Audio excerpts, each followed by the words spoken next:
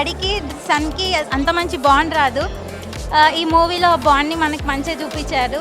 Movie చూసినంతసేపు నేను మా డాడీని మిస్ అయినా. మూవీ మాత్రం చాలా అంటే చాలా బాగుంది. Thank you. ఫస్ట్ హాఫ్లో కామెడీ అయితే చాలా నచ్చింది, టైమింగ్ అంతా.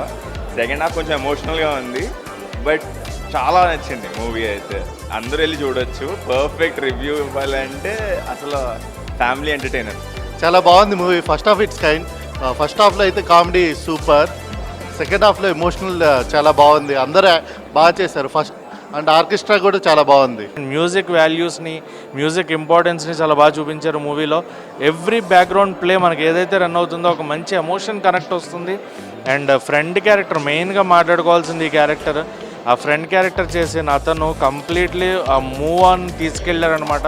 సినిమాని హీరోతో పాటు తన భుజాలపైన వేసుకున్నాడు అనిపించింది. తన క్యారెక్టర్కి మంచి అప్లాజ్ ఖచ్చితంగా వస్తుంది. అండ్ తన క్యారెక్టరైజేషన్ కూడా చాలా బాగుంది సినిమాలో. సరే నీ కదా మూవీ చూసాను. మూవీ అయితే చాలా బాగుంది. కామెడీ టైమింగ్ కానీ, హీరో యాక్టింగ్ కానీ, ఫాదర్ సెంటిమెంట్ అండ్ పేరెంట్స్ ఒక చిల్డ్రన్ని ఎలా సపోర్ట్ చేయాలో అలా సపోర్ట్ చేస్తున్నారు.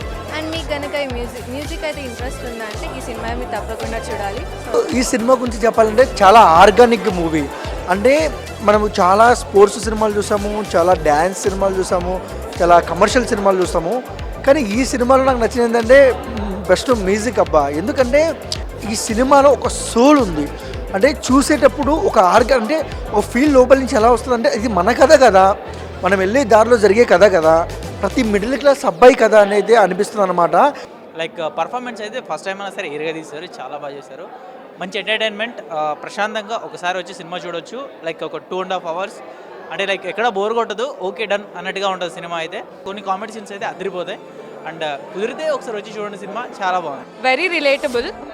తెలుగు ఇండస్ట్రీలో మాత్రం really unique script because they focused on how if parents support their kids' dreams, how it makes a difference. So I really liked that part. But for the music experience, you really need to watch it in the theater. And I also really liked the jokes. Okay, ఆర్కెస్ట్రాలో కూడా music అంటే మనం rap songs చూస్తాం, mass beat songs చూస్తాం, అట్లా అన్ని songs చూస్తాం. Orchestra కూడా ఒక మ్యూజిక్ పార్ట్ అని చెప్పి చాలా తక్కువ మంది తెలుస్తుంది. సో అదొక ఆర్ట్. అది ఆ ఆర్ట్ని తెలుగు మూవీస్లో చాలా తక్కువ మంది టచ్ చేశారు. ఈ మూవీతో టచ్ చేయడం అనేది నాకు చాలా ఇంట్రెస్టింగ్ అనిపించింది. క్లైమాక్స్లో మ్యూజిక్ మాత్రం నిజంగా ఎక్స్పీరియన్స్ చేయాలి థియేటర్లో.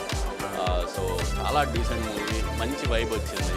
If you are a music lover and an orchestra lover, you will love it. And చాలామందికి ఆర్కెస్ట్రాకి బ్యాండ్కి తేడా తెలియకుండా కంపేర్ చేస్తుంటారు. But if you see this movie, orchestra ఏంటో తెలుస్తుంది.